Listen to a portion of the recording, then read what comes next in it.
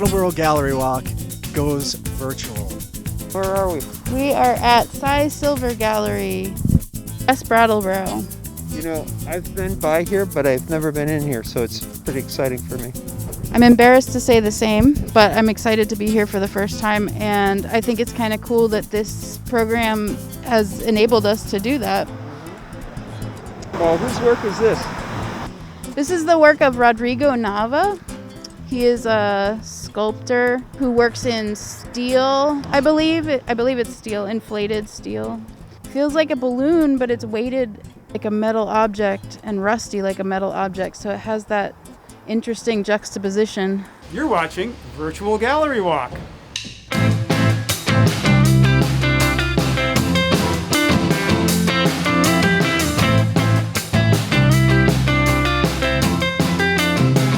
Not sure where we stand, but have you had enough of holding my hand?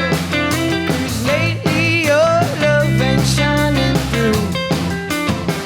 Thought I was through, thought I'd had enough of you, but I still don't know how to let go.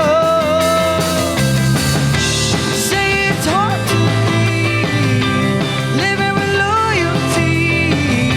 Say it's hard to be my man. Say it's hard to be with these responsibilities.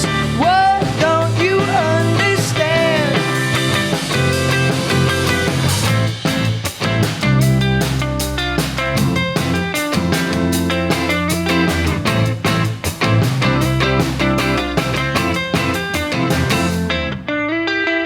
I know that these days are coming to their end. I can feel it in my bones, there's something in the wind. 'Cause we've been struggling for so long, we got so weak, we ain't as strong. Still loving you, but that ain't enough no more. Say it's hard to be living with loyalty. Say it's hard to be my man. Say it's hard to be with these responsibilities. What don't you understand?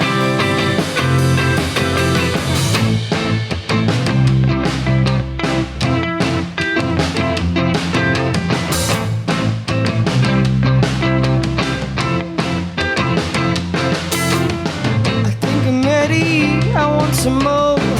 Don't know what we've been fighting for. Think I could let go, it's full of best right now. I think I'm ready, I want some more. Don't know what we've been fighting for. Think I could let go, it's full of best right now. I think I'm ready, I want some more. Don't know what we've been fighting for. Think I can let go, it's full of best. Say it's hard to be living with loyalty. Say it's hard to be my man.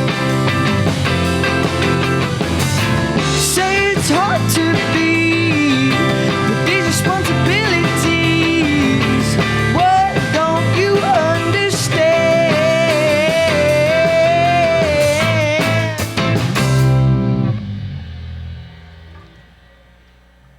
Have you ever had Cy's dim sum? At the farmer's market in the summer? No, never. No, What? I'm kidding.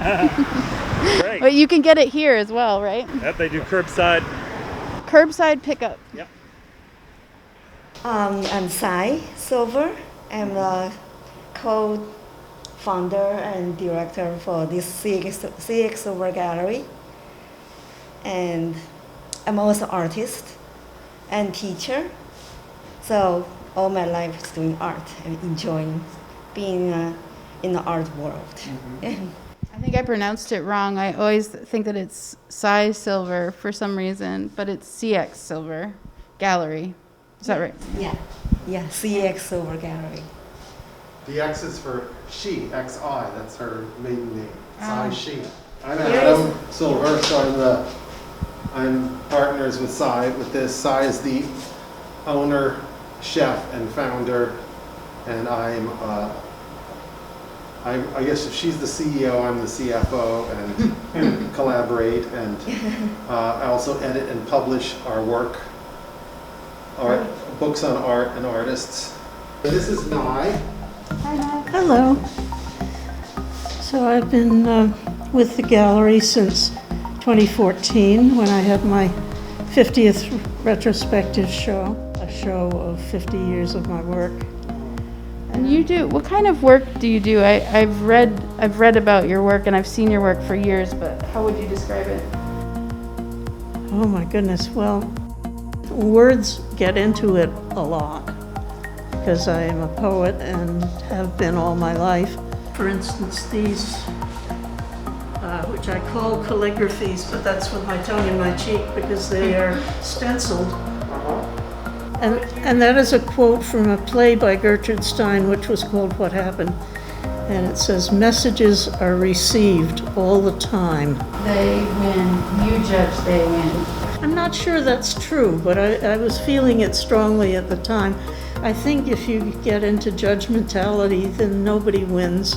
Yeah, Chairpiece is a huge installation. It's like 45 feet long, and it's made up of chairs. Yeah, this is with the democratic principles going down the drain. You can see right there, they're going, except nowadays in this current administration, you can put a lot more democratic principles, right? Going down the drain. This is the one about stolen voting. Stolen voting? What is, it's like a voter suppression and there you have Chads. And Yeah, nobody even knows what Chads are anymore. it's a reference to the Some of us remember. it's a reference to the 2000 Florida Yeah. Debacle. election, debacle, where Gore was supposed to win.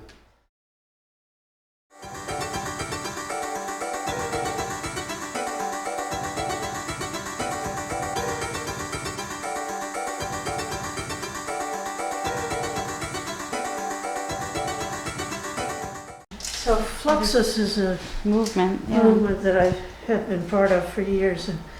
And so I Art decided, movement, you should say. Art movement, for those of you at home. It's Yeah, like a I- laboratory of experimenting and pushing the boundaries of art since the 60s. so Tempus Fugit is what people say, but I put Tempus Fluxit. And the hands point where they will.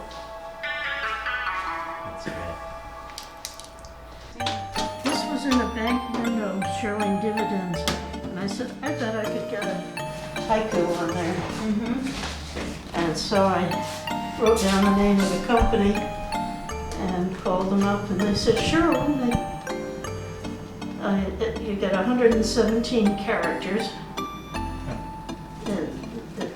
And it's an endless loop. Yeah, it just circulates, It's a piece of cloth ribbon that goes round and round. gives birth. That's probably technology, dating back to the 20s or 30s or something, right?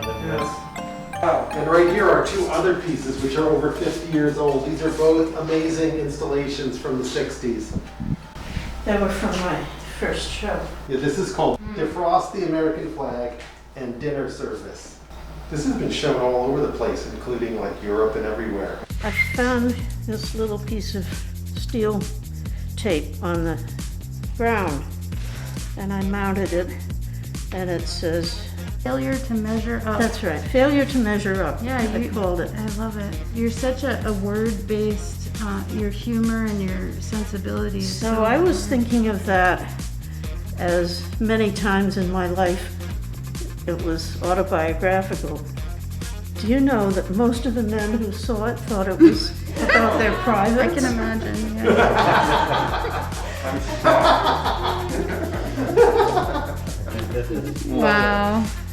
Like I said, whatever's on your mind right. is what comes up. Yeah. Oh, and speaking of found objects, that's a Flux Valentine straight ahead.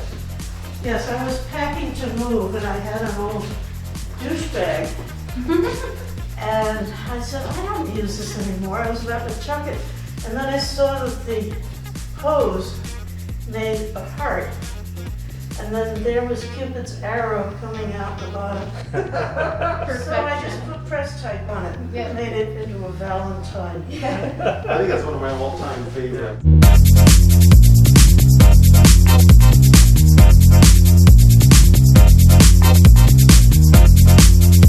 But now, in fact, more so now with the fascist-tending qualities of our administration, as it was during the Vietnamese War, right? Yeah. The Vietnam War. Right. I was just writing about the Nazi national anthem, and when I came to Über alles, which is Deutschland, Deutschland, über alles, which means overall or number one, I said, oh, it begins and ends with US. Whoa. Wow, I didn't see that. And I thought of us as just us being humans. Like, what are we Well, doing there's that to too. people? Not only US, but us as humans. What are we doing? Right. These humble journals are the Friday Book of White Noise. This has never been seen before, published before, except for half-page snippets in John Cage's anthology. This plus a couple of digitized versions is the entire thing, and this is like 5 years worth of Nye and her Jeff. former husband Jeff, but about 80% is Nye, because it was Friday is the Friday Book of White Noise, so it's like all of the origin of some of the ideas and concepts that developed into Flux's pieces for years. And all of the little sticky notes are like annotations that we're going to develop into this, and we're going to do a facsimile edition of this.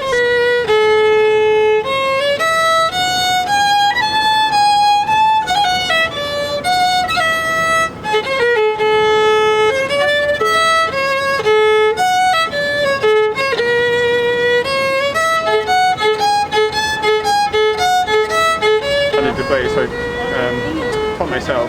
So it's not. Did you really? But yeah, so over the years, Uh-huh. really, I love classical stuff. But I grew up in Scotland, so Oh. sort of mix of classical and fiddle tunes and stuff. So What made you come to the United States? Or what- I was doing research in the atmosphere, Really? the ozone hole back then. So yeah, that was 25 years ago now. Yeah, but it's good. Yeah. Do you do similar things here, or? Not now. I program computers. So I was doing modeling of the atmosphere. Oh, so yeah, okay. so it just sort of morphed into programming. So For who? I'm self-employed. So Oh, I sort nice. of, but it's, So do you just do like contract work, or? yes, I can get it. It's a little bit iffy at the moment, but.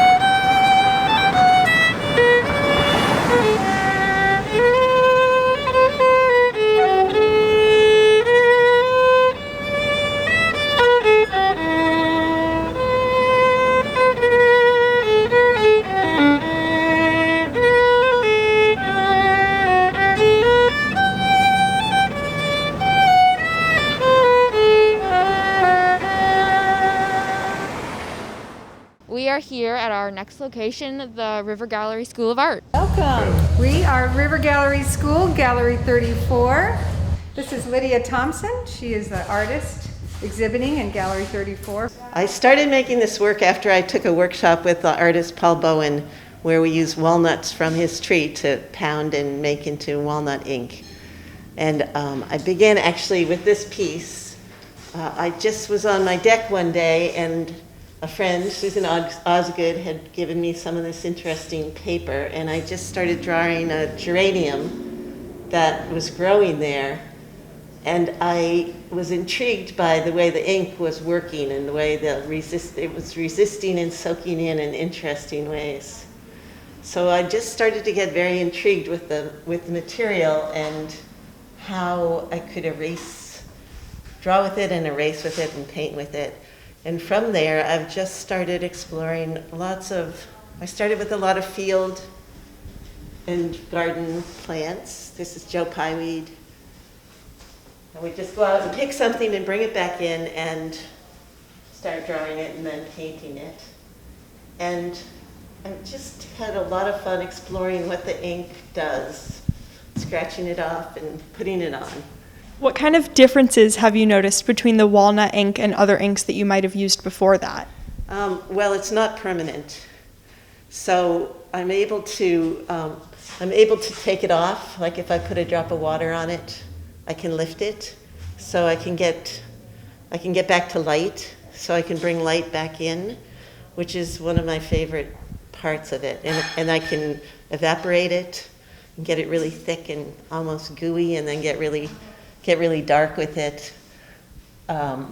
So the other thing I've done is toned the paper with a wash of walnut ink. And the variations, I really like this, the paper had some fault in it. So I've just been enjoying the variations that pop up with it and trying to make it work. But a lot of it is taking off what I've put on. So I like that subtractive part of it too. Yeah. I noticed that a lot of your pieces are nature. I was wondering if they're that theme just to reflect the walnut and how it is a part of nature? Well, maybe not consciously, but yes, that's my interest right now. And maybe you're right, and I haven't identified it, but maybe the walnut ink is particularly suited for drawing things like that. I haven't drawn any walnuts, but maybe that's a good idea. Paul Bowen, who's a sculptor and an artist who draws and mostly sculpts, offered this workshop in making it, and it just sounded intriguing to me. It's a standard artist medium. You can buy it if you want to buy it, but the fun part was he gathered the walnuts and then he let them kind of rot in his garage for a while until they got really mucky. And then we spent hours pounding them and straining them and making them into ink, all of which seemed really interesting to me. So from there, I don't know, it just seemed to me that these natural subjects were the right subjects for drawing with it. I've done a couple of portraits actually with it, so it's not all botanical sort of things. Then I did a few fishy things, and crows are always an interest of mine, so some of that too. But mostly I'll just go outside and pick radishes or pick something or get something from the co-op. But mostly just bring something in and look at it and start working on it. This is the walnut ink, and it's oh wow. This is kind of evaporated and sludgy. It's got the goo on the bottom, but you can dilute it, which is what I do when I do the background. I dilute it, but you can also make it really rich and dark. Since the walnut doesn't really show a range of colors like you might if you were using rainbow paints, have you noticed that it forces you to come up with different ways to show texture and shadow? Yeah, exactly. And I And I think that's what my interest is in. Sometimes I scrub them, but a lot of it has to do with when you're in a monochromatic scheme like this with just one color, you need to be able to control the lights and the darks. And you also need to be able to bring some interest in with different textures. So when I discovered that I could put a drop of water on and get back to the white, that to me, it was very exciting because then it allows you like a third color.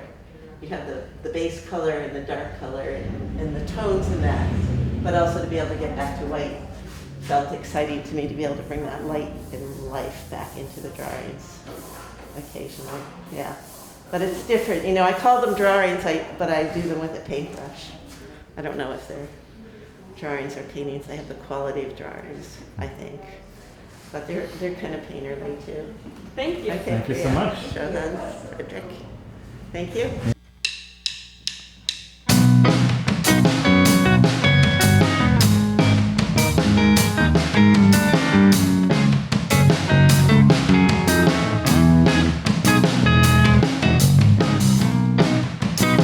Remember back in the summer days, white blossoms and sitting up in that pear tree where nothing could touch me. Now that seems so recently, but I can barely see. Barely there for.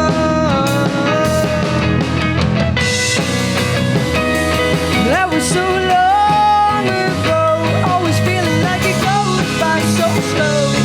But I'm in and it's out of reach. White blossoms surrounding me, the feeling of the summer heat, wasting my time away. The magic of the creek in my backyard, flowers bloom through a dawn. Now that creek stays untouched, the flowers unpicked. Hey,